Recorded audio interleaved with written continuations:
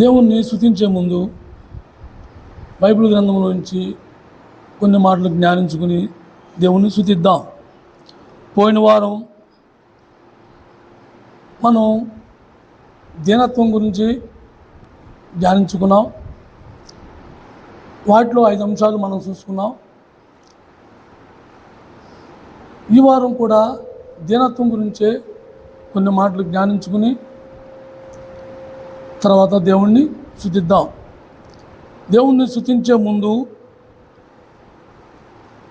దేవుడు మనకు చేసే కార్యాలు అది ఎవరికి చేస్తాడు? దేవుడు ఆ కార్యాలు ఎలా ఉంటే ఆ కార్యాలు జరుగుతాయి. దేవుడు మనకు ఎలా ఉంటే ఆ కార్యాలు చేస్తున్నాడు, మనం ఎలా ఉండాలి అనే దాని గురించి కొన్ని మాటలు ధ్యానించుకుని తర్వాత దేవుణ్ణి స్తుతిద్దాం. యెషయా గ్రంథం 57వ అధ్యాయం పేజీ నెంబర్ 617. యెషయా గ్రంథం 57:15 వచనం చదవమ్మా. మహాగణుడును మహోన్నతుడును పరిశుద్ధుడును నిత్య నివాసుడైన వాడు ఇలాగ చదివించుచున్నాడు, నేను మహోన్నతమైన పరిశుద్ధ స్థలములలో నివసించువాడను అయినను నిర్ణయము గలవారి ప్రాణమును ఉజ్జీవింపజేయుటకును నలిగిన వారి ప్రాణమును ఉజ్జీవింపజేయుటకును ఆయన వినయం గలవారి యొద్దను దీన మనసు గలవారి యొద్దను నివసించుచున్నాను. దేవుడు ఎవరైనా ఎక్కడున్నాడు? మహాపరిశుద్ధ స్థలాల్లో నివసించేవాడు. పరిశుద్ధ స్థలంలో దేవుడు నివసించేవాడైతే మనం ఎక్కడున్నాం? ఈ పాపలోకంలో మనం ఉన్నాం. ఈ పాపలోకంలో ఉన్న దేవుడు ఏమంటున్నాడంటే అయినను అంటే అయినా సరే ఆయన ఇష్టపడుతున్నాడు. ఎవరిని ఇష్టపడుతున్నాడు? ఎవరైతే దీన మనసు కలిగి ఉంటారో, ఎవరైతే దీనులై ఉంటారో వారికి ఇష్టపడుతున్నాడు. వారితో నివాసం ఉంటానంటున్నాడు. నివాసం అంటే ఏంటి? మనతో కలిసి ఉంటానంటున్నాడు, మనతో ఉంటానంటున్నాడు దేవుడు. ఆ సర్వోన్నతమైన దేవుడు సర్వోన్నతమైన స్థలములో ఉండి ఆ పరిశుద్ధ స్థలములో నుంచి ఆయన ఈ పాపంలోకి నీకు నాకు మనల్ని ప్రేమించినందుకు మనం ఎప్పుడైతే దీనులుగా ఉంటామో అయినా సరే నేను మీతో ఉంటాను అని ఆయన ఇష్టపడుతున్నాడు. ఈ లోకంలో ఆయన ఇష్టపూర్వకంగా నీ కోసం నా కోసం ఈ భూమి మీదకి వచ్చాడు. అంతేగాని ఆయనకి అవకాశాలు లేకపోతే ఆయనకి ఏమీ లేక రాలేదు. మనమైతే ఒకటి లేకపోతే ఇంకోటి ఎదుకుంటాం. కానీ ఆయనకి అన్ని సమస్తము ఆయన సృష్టించినవే. ఆయన కొదువంటూ ఏమీ లేదు, కొలతంటూ ఏమీ లేదు. ఆయన ప్రేమించాలంటే అనేకమైన వాటిని, జంతువులను ప్రేమించవచ్చు, అన్నిటినీ ప్రేమించాడు. కానీ మనిషిని మాత్రం ఎక్కువగా ప్రేమించాడు. ఆయన ఎక్కువగా ప్రేమించిన ఆ యొక్క మహానీయుడు ఆయన ఎక్కడున్నవాడైనా మహాకనుడు, మహోన్నతుడు, పరిశుద్ధుడు, నిత్య నివాసి, నీతో నాతో నిత్యము నివాసం ఉండటానికి ఆయన ఇష్టపడుతున్నాడు. అయినను నేను ఎలాగున్నా సరే మీతో నేను ఉంటా. నేను ఎంత ఉన్న స్థాయిలో ఉన్నా సరే మీలాంటి దీన మనసు వారి దగ్గర నేను ఉంటా. అందరి దగ్గర కాదు. ఎవరైతే దీన మనసు కలిగి ఉంటారో వాళ్ళ దగ్గర. దీన మనసు అంటే ఏంటో పోయిన వారం మనం చూసుకున్నాం కదా, మనం తెలుసుకున్నాం. దీన మనసు అంటే ఏంటి? నాకంటూ ఏమి ఉండకూడదు, నా స్వశాశక్తిని నేనేమీ చేయకూడదు, నా ఇష్ట ప్రకారంగా నేను జీవించకూడదు, నాకు నచ్చిన పని చేయటానికి కానీ, నాకు నచ్చిన చోట నేను వెళ్తానికి కానీ, నాకు నచ్చినట్టు నేను మాట్లాడటానికి కానీ ఏది కూడా నాకంటూ ఏమీ ఉండకూడదు. సమస్తము ఆయన చెప్పినట్టుగా, ఆయన చేయమన్నట్టుగా, ఆయన మాట్లాడమన్నట్టుగా, ఆయన ఇష్టానుసారంగా జీవించడమే దీన మనసు. అలాంటి దీన మనసు కలిగిన వారి యొద్ద ఆయన ఏమంటున్నాడు? నేను నివాసం ఉంటానంటున్నాడు. ఆయన ఉంటానంటున్నాడు. మొదటిగా మనం చూసుకునేది ఆయన నివసించువాడు. ఎవరి దగ్గర? దీనుల దగ్గర. దేవుడు దీన మనసు గల వారి యొద్ద నివసిస్తున్నాడు. నీ దగ్గర, నా దగ్గర. మనం నిజంగా దీన మనసు కలిగి ఉంటే దేవుడు నీతో నాతో ఉంటున్నాడు. నీతో నాతో దేవుడు ఉన్నప్పుడు మనకు రెండో ఆలోచన కానీ, రెండో భయం కానీ, దేని గురించి కానీ చింతించడం కానీ ఇవేవి మనకు ఉండవు. దేవుడు లేకపోయినప్పుడే మనకు బాధ, దుఃఖం, ఆలోచన ఇవన్నీ కూడా మన కూడుకుని వస్తాయి. ఎప్పుడైతే దేవుడు నాతో ఉన్నాడు, దేవుడు చూసుకుంటాడనే ఒక నమ్మకం, విశ్వాసం, మనం దీన మనసు కలిగి దేవుని ఎదుట మనం ఉన్నప్పుడు దేవుడు సమస్తమును చేయగలడు. ఏ విషయంలో కూడా దేవుడు మనల్ని విడిచిపెట్టేవాడు కాదు. మనకన్నీ సమకూర్చుకుని ఇచ్చేవాడు మన దేవుడు. ఎవరికి ఇస్తాడు? ఎవరైతే దీన మనసు కలిగి ఉంటారో వారికి సమస్తమును సమకూర్చిస్తాడు. ఆయన ఎవరి దగ్గర ఉంటానంటున్నాడు? దీన మనసు గల వారి వద్ద నివసించువాడు. రెండవదిగా ఆయన రక్షణ అలంకరిస్తున్నాడు. ఎవరికి? దీన మనసు గల వారికి. ఎవరైతే దీన మనసు కలిగి ఉంటామో, ఎవరైతే దేవుని కోసం జీవించాలనుకుంటామో, ఎవరైతే దేవుని కోసమే నా జీవితాన్ని నేను పణంగా పెట్టి, దేవుడు నా కోసం తన ప్రాణాన్నే పణంగా పెట్టాడు కాబట్టి ఇంతవరకు నాకు తెలిసినా తెలియకపోయినా నాకు నచ్చిన జీవితం నేను జీవించాను, ఇక మీదట నా ప్రభువు కోసం నేను జీవిస్తాను అని ఒక తీర్మానం తీసుకుంటారో వాళ్ళకి ఏం చేస్తానంటున్నాడు ఆయన? రక్షణ కవచం, రక్షణ అలంకరిస్తాను అంటున్నాడు. 149వ కీర్తన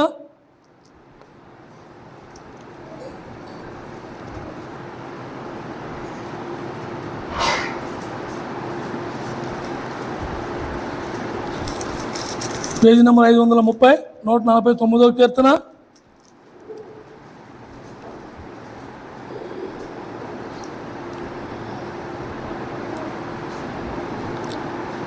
4వ వచనం.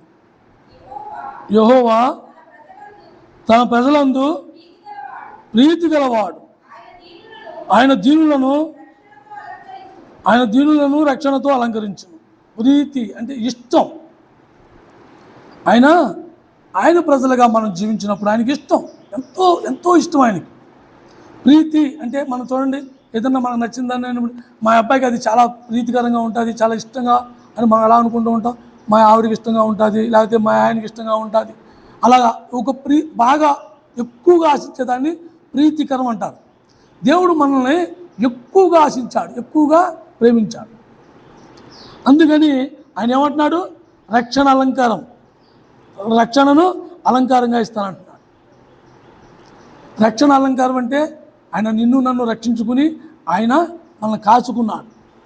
మన దగ్గర ఏ యొక్క రక్షణ వస్తానికి కానీ మనంగా రక్షించుకోవడానికి కానీ వేరే అవకాశమే లేదు. ఆ యేసుక్రీస్తు ప్రభు తప్ప వేరొక మార్గం లేదు. అదైనా ఎవరైతే దీన మనసు కలిగి ఉంటారో, దీన మనసు గల వారి యొద్ద ఆయన నివసిస్తున్నా అన్నట్టుగా దీన మనసు గల వారికైనా రక్షణ అలంకరణగా ఉన్నాడు. ఎలాగ అలంకరించాడు? పెళ్లి కుమార్తె ఆభరణములను అలంకరించుకున్నట్టుగా పెళ్లి కుమార్తె ఎలా అలంకరించుకుంటుంది? తనకు లేనిపోయిన అన్నీ కూడా కావాల్సింది సమస్తమును ఎంతో అందంగా కనిపించాలని వచ్చిన వారికి, తన వరుడికి, అందరికీ కూడా ఎంతో అందంగా ఎలాగైతే కనిపించాలని అలంకరించుకుంటాదో ఆయన రక్షణ కూడా ఈ మీద నా మీద అలాగా అలంకరించున్నాడు. యెషయా గ్రంథం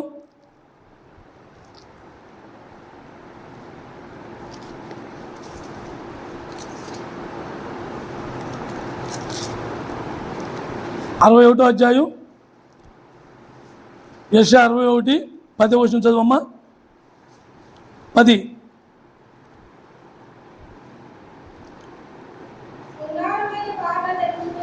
శృంగారమైన పాగా ధరించుకున్న పెళ్లి కుమారుని రీతిగాను, ఆభరణములతో అలంకరించుకున్న పెళ్లి కుమార్తె రీతిగాను ఆయన రక్షణ వస్త్రములను నాకు ధరింపజేసి ఉన్నాడు. ఎవరైతే దీన మనసు కలిగి ఉంటామో ఆయన రక్షణ వస్త్రమును నాకు ధరింపజేస్తున్నాడు. మనం ఆ ఆభరణాలు ఎలాగైతే అలంకరించుకున్నామో ఆయన రక్షణ వస్త్రం కూడా మనకు అలా అలంకరించాడు. మనకు లేనిపోయిన అందాల కోసం, మనకు లేని అందాన్ని మనం చూపించుకోవడానికి రకరకాలుగా మనం ఎలాగైతే అలంకరించుకుంటామో అలాగే దేవుడు మనల్ని ఏం చేశాడు? మన దగ్గర అయితే దీనత్వం లేదు, కానీ మనల్ని ఆయన వాక్యం ద్వారా దీనులుగా మార్చాడు. మనం ఎవరము దీనులుగా మనం లేనప్పుడు ఆయన మనతో, నీతో, నాతో మాట్లాడుతూ మనందరినీ కూడా బలపరిచి దీనులుగా మార్చి ఆయన ఏం చేశాడు? అలంకరించాడు, రక్షణతో అలంకరించాడు. రక్షణతో అలంకరించిన దేవుడు మనం ఎక్కడి నుంచి మనం అలంకరించవచ్చు? ఎక్కడ ఉన్నాం మనం? పాపంలో ఉన్నాం. పాపంలో చింపుని గుడ్డలతో మనం ఉన్నప్పుడు, పాపము అనే చింపుని గుడ్డలతో మనం ఉన్నప్పుడు ఆయన రక్షణ అనే వస్త్రంతో అలంకరించి నీకు నాకు రక్షణ కల్పించాడు. రక్షణ కల్పించి మనలను సురక్షితంగా కాచి కాపాడుతూ ఆయన సన్నిధిలో, ఆయన సావాసంలో, ఆయన పరిశుద్ధుల్లో కూర్చోబెట్టాడు. ఆయన పరిశుద్ధుల్లో కూర్చోబెట్టాడు. నీకు నాకు కనీసం ఆయన వాక్యం ఇప్పి చదివే అర్హత కూడా లేని వారు మనం. ఎలాంటి దౌర్భాగ్య స్థితిలో ఉన్నామో, ఎలాంటి దౌర్భాగ్య స్థితి నుంచి మనల్ని విడిపించాడో, ఏ స్థితి నుంచి ఏ స్థితికి తీసుకొచ్చాడో అదంతా మనకు తెలిసిందే. అది ఏ స్థితి నుంచి మనల్ని ఎందుకు తీసుకొచ్చాడు అంటే, మనలో దీన మనసు, దీనత్వం ఎక్కడో అక్కడ మెదులుతుంది, కనిపిస్తుంది ఆయనకి. లేకపోతే అనేక మంది ఉన్నారు లోకంలో, నిన్ను నన్ను ఎందుకు పిలుచుకున్నాడు, నీకు నాకెందుకు రక్షణ ఇచ్చాడు అంటే, ఆయన ఎక్కడో మనలో కొంచెం, అంతా కాదు, కొంచెం ఎక్కడో కనిపించింది. ఆ ప్రేమను బట్టి ఆయన మనల్ని ఎంతగానంటే ప్రీతికరంగా అలంకరించాడు. ఏదో ఇచ్చాలే కట్టుకో అన్నట్టుగా కాదు, ఆయన ఇష్టపూర్వకంగా, ప్రీతికరంగా, ఎంతో ప్రేమగా ఆయన రక్షణ నీకు నాకు అలంకరించాడు. మూడవదిగా ఆయన లేవనెత్తువాడు. దీన మనసు గలవారిని లేవనెత్తువాడు. మనం ఎక్కడున్నామో? పాపపు గోతిలో ఉన్నాం, నరకపు పాశంలో ఉన్నాం, పాతాళంలో ఉన్నాం, చిక్కుకుపోయి ఉన్నాం. కానీ ఎప్పుడైతే దీన మనసు కలిగి మనం జీవిస్తాం ఇష్టపడతామో, ఎప్పుడైతే మనం దీనులుగా ఉండడానికి ఇష్టపడతామో, ఇప్పుడు దేవుడు మనల్ని ఎక్కడి నుంచి లేవనెత్తాడు? పాపపు గోతి నుంచి, నరకపు గోతి నుంచి లేవనెత్తాడు. మనల్ని లేవనెత్తువాడు మన దేవుడు. ఎవరైతే దీన మనసు కలిగి ఉంటామో వాళ్ళని లేవనెత్తువాడు. 147వ కీర్తన 147వ కీర్తన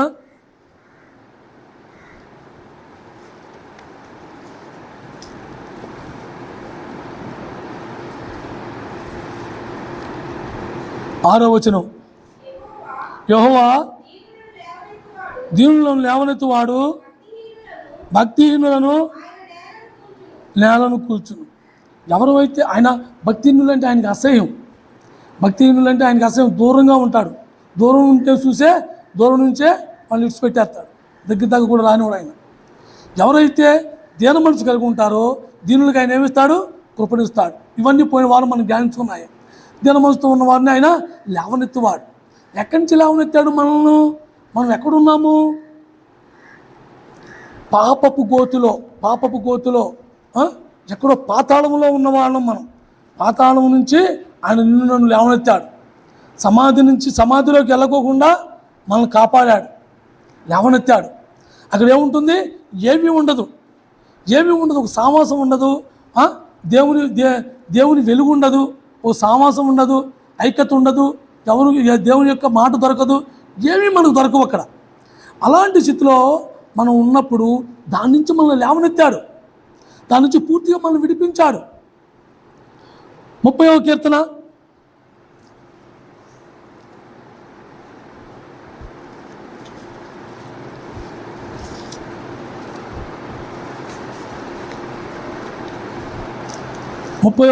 3వ వచనం. త్వరగా. యెహోవా పాతాళంలో నుండి నా ప్రాణమును లేవదీసితివి, నేను గోతిలోనికి దిగకుండా నీవు నన్ను బతికించితివి. పాతాళం నుంచి లేవనెత్తాడు. పాతాళం అంటే ఏంటి? అక్కడ ఏముండదు, నరకం. అక్కడ ఏముంటుంది? ఏడుపులు, బొబ్బలు, ఎవరు సావాసం ఉండదు, మంచి ఉండదు, మాట్లాడుతూ ఉండదు, ఏ నెమ్మది ఉండదు, ఏమీ లేని కాడి నుంచి నన్ను లేవనెత్తాడు దేవుడు. మనం దాంట్లో పడిపోకుండా మనల్ని కాపాడాడు. ఎవరైతే దీన మనసు కలిగి ఉంటామో వాళ్ళకు ఎటువంటి రక్షణ ఇచ్చాడు? మనం దేనికైతే పాత్రలమో దాని నుంచి మనం విమోచించాడు, విడిపించాడు. దాని నుంచి మనం పూర్తిగా లేవనెత్తాడు. దాంట్లో పడిపోకుండా, దాంట్లో మనం దిగిపోకుండా మనం లేవనెత్తి మనం రక్షించాడు. అక్కడి నుంచి మనం లేవనెత్తిన దేవుడు ఏం చేశాడు? పరలోకంలో కూర్చోబెట్టాడు తీసుకెళ్ళి. నేను అక్కడెక్కడ విడిచిపెట్టలా, నేను సామాన్యుడిగా విడిచిపెట్టలా. ఆయన సొత్తుగా చేసుకుని మనల్ని ప్రేమించి, మనల్ని దీన మనసు కలిగిన ఏ ఒక్కరు అయితే దీన మనసు కలిగి దేవుని కోసం జీవించాలని దేవుని మాటకు లోబడి ఉంటామో వారిని ఏం చేశాడు? ఆయన లేవనెత్తి పరలోకంలో కూర్చోబెట్టాడు. రోమీయులకు రాసిన పత్రిక 2వ అధ్యాయం ఎఫెసీయులకు రాసిన పత్రిక 2వ అధ్యాయం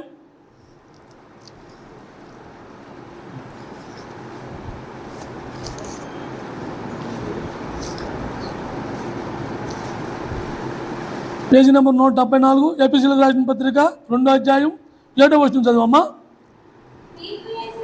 క్రీస్తు యేసునందు మనల్ని ఆయనతో కూడా లేపి పరలోకమందు ఆయనతో కూడా కూర్చుండబెట్టాడు. మనల్ని క్రీస్తుతో పాటు లేపాడు ఆయన. మనం ఎక్కడున్నాం? మనం పాతాళంలో ఉన్నవారు. లేపడం అంటే అనేక సందర్భాల్లో మనం లేవనెత్తాడు, కానీ ముఖ్యంగా రక్షించడానికి నిన్ను లేపాడు. మన స్థితికి పోయిన స్థితి నుంచి లేపాడు. మనం పనికిరాని స్థితిలో ఉన్నప్పుడు మనల్ని లేపాడు. అందరికన్నా దీనులుగా ఉన్నప్పుడు లేపాడు. ఆర్థిక దీనత్వంలో ఉన్నప్పుడు లేపాడు. అనేకమైన సందర్భాల్లో లేపాడు. కానీ అసలు మనల్ని పూర్తిగా ఎక్కడ లేపాడు? సావుగోతి నుంచి లేపాడు. సావుగోతి నుంచి లేపిన దేవుడు మన అక్కడ విడిచిపెట్టాడా? విడిచిపెట్టలా. పరలోకంలో కూర్చోబెట్టాడు. తన కుమారుడు దగ్గర, తన తండ్రి దగ్గర, సింహాసనం దగ్గర కూర్చోబెట్టాడు. ఏ అర్హత లేని నీకు నాకు అర్హతను కల్పించి ఆ దీన మనసు వల్ల, ఆ దీనత్వం వల్ల, ఆ దీనత్వం ఎవరైతే దీనులై ఉంటారో వాళ్ళకు కొనుక్కు తెచ్చుకోకల్లా, నువ్వేమి ఖర్చు పెట్టవసరలా. నువ్వు ప్రతి విషయంలో దేవుని మీద ఆధారపడి జీవించటమే దేవునికి క్రయం. అది నువ్వు ఎప్పుడైతే చెల్లిస్తావో, అది ఎప్పుడైతే నువ్వు దేవుడికి లోబడి దీన మనసు కలిగి ఉంటావో అప్పుడు నేను తీసుకెళ్ళి ఎక్కడ కూర్చోబెడుతున్నాడు? పరలోకంలో తండ్రి దగ్గర కూర్చోబెడుతున్నాడు. సావుగోతి నుంచి లేపి మనం దేవుడికి లోబడుతున్నాం, దేవుని మనసుకు లోబడుతున్నాం, దేవుని మాటకు లోబడుతున్నాం అని మనం పూర్తిగా విశ్వసించి ఆయన మాటలో మనం ఉండాలి. అది దీనత్వం అంటే. దీనత్వం అంటే మా బైబిల్ కూర్చుని మౌనంగా కూర్చుని ఎంతో దీనుడని కూర్చునేది కాదు. మనం మౌనంగా ఉన్నా లోన మనంతా మౌనంగా ఉండదు. రకరకాల ఆలోచనలతోనూ రకరకాల ప్రాంతాలకు తిరుగుతూ ఉంటుంది. అందుకే దేవుని ఎదుట దీన మనసు కలిగి ఉండాలంటే మన హృదయంలో కూడా ఏ ఆలోచన ఉండదు. ఏమీ ఆలోచన కానీ, తలంపు కానీ, కోరికలు కానీ మన హృదయంలో కూడా ఉండకుండా దేవుని కోసం మనం అర్పించుకుని దేవునికి మాత్రమే మనం లోబడి ఉన్నప్పుడు అప్పుడు నేను తీసుకెళ్ళి కూర్చోబెడుతున్నాడు, పరలోకంలో కూర్చోబెడుతున్నాడు. ఎక్కడి నుంచి లేవనెత్తాడు? సావుగోతి నుంచి లేవనెత్తాడు. సావుగోతి నుంచి లేవనెత్తి ఎక్కడ ఏ సావాసం లేని కాడి నుంచి నేను లేపుకొచ్చి ఆయన సావాసంలో కూర్చోబెట్టాడు. ఆయన పరిశుద్ధుల్లో కూర్చోబెట్టాడు. ఆయనతో కలిసి కూర్చుండేలా చేశాడు.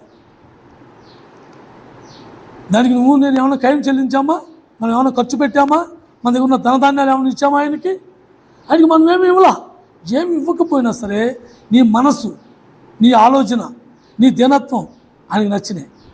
అందుని పెట్టి దేవుడు కూర్చోబెట్టాడు. అందరినే కాదు, దేవుడు నమ్ముకున్నామని చెప్పుకున్న వాళ్ళు అందరినీ కాదు, దేవుడు నమ్ముకున్నామని ప్రతి మీటింగ్కి వెళ్ళిపోయిన అందరినీ కాదు. అసలు నీలో దీనత్వం ఉందా లేదన్నది దేవుడు క్వాలిటీస్ వస్తాడు.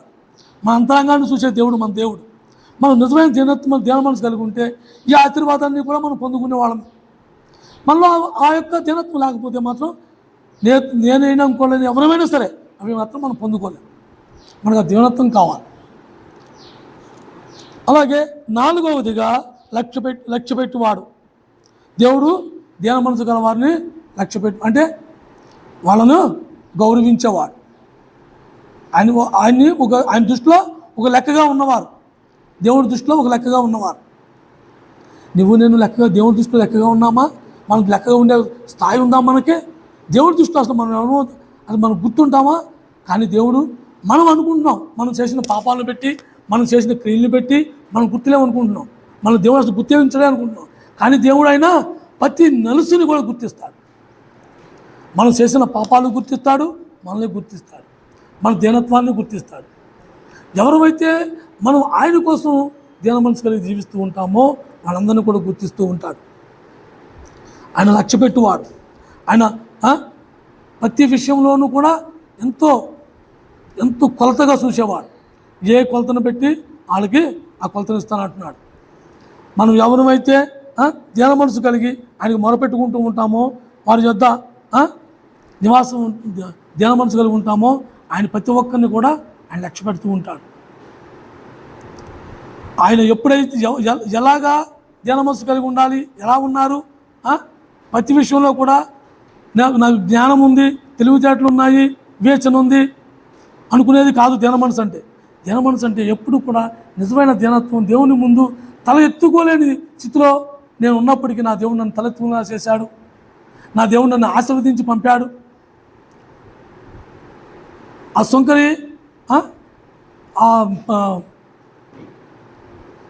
ఆ సుంకరి ప్రార్థన చేసినప్పుడు పైకి కూడా తలెత్తలేక దూరంగా ఉండి దేవుని దగ్గర తన లోన్ అనుకుంటున్నాడు.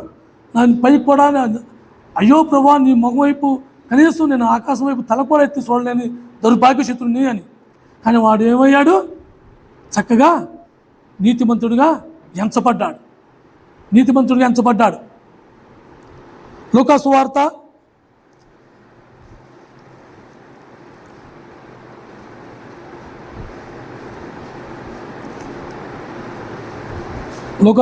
18వ అధ్యాయం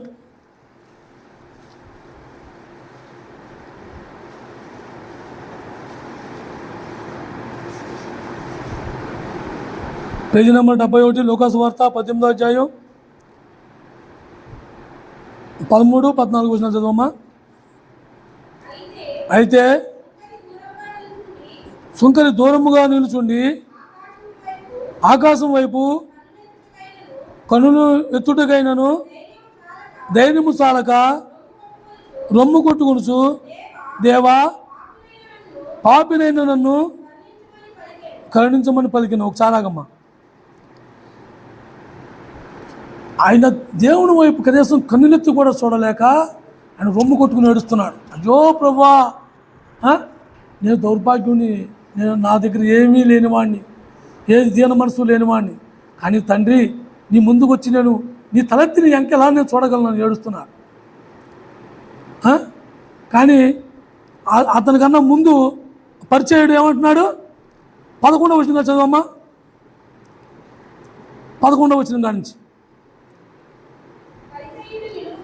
పరిచయుడు నిలవబడి, దేవా నేను చోరులను, అన్యాయస్తులను, వ్యభిచారులైనా, ఇతర మనుషుల వలనైనను, ఈ సుంకరి వలనైనను ఉండనందుకు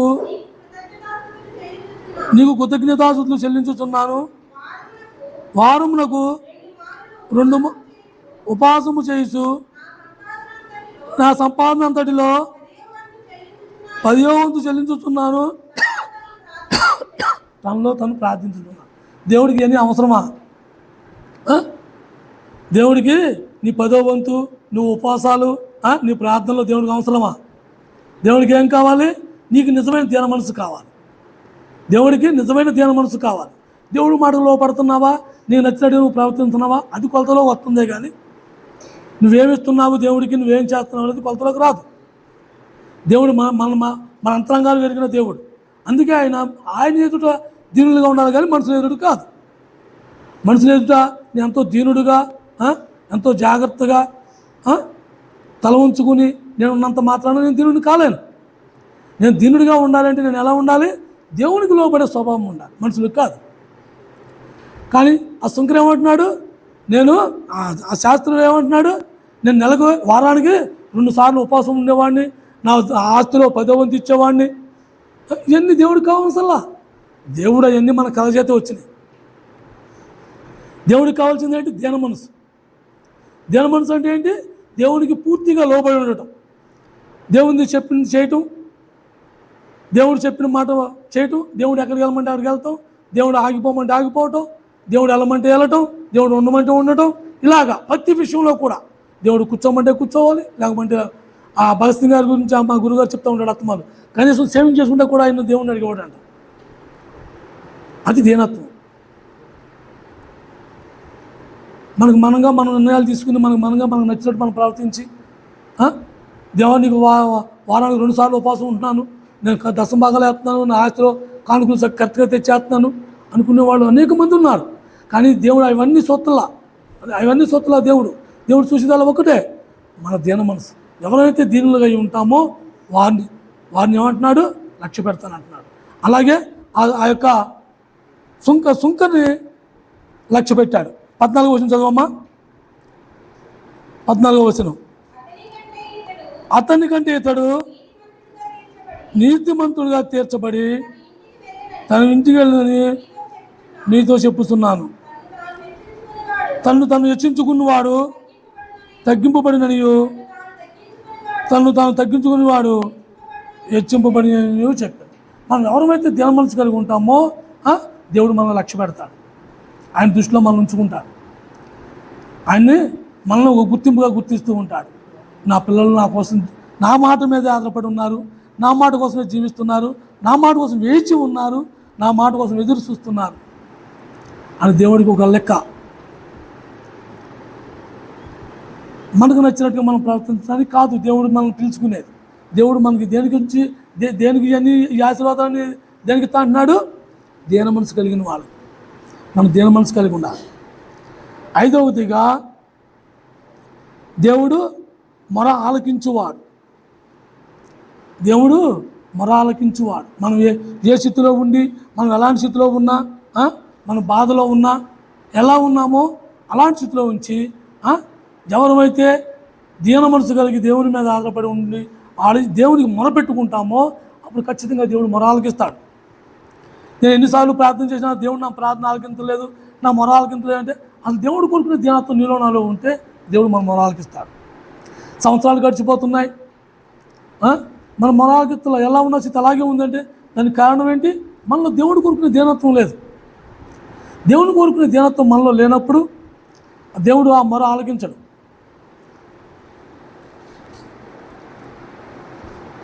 34వ కీర్తన.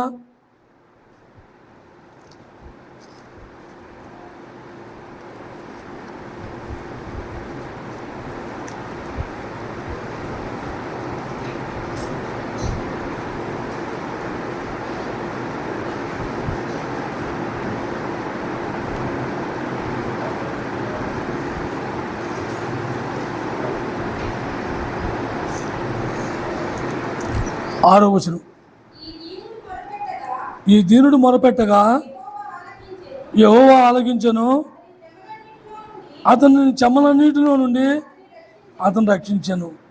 నీవు ఎప్పుడైతే దీనత్వం కలిగి దేవుని మీద ఆధారపడి దేవునికి మొరపెడితే ప్రతి మొర దేవుడు ఆలకిస్తాడు, ప్రతి మాట దేవుడు అంగీకరిస్తాడు.